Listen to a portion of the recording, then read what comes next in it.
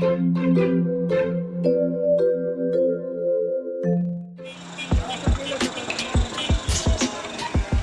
ako pumapayag kasi marami ring maapektuhan. Meron ako nabasa na article before na kapag daw tinabunan lahat yan ng lupa, is talagang meron siyang part na parang giginig yung lupa. Kulubog daw yung part na yon. Baka posible pang magkaroon ng pag lumindol, mas delikado. Lahat babae na, wala na dadaluyan ng tubig. Pwede naman yun, kaso ang problema doon, nasisira yung kalikasan dahil sa ginagawa. Wala yung ganda ng Manila Bay.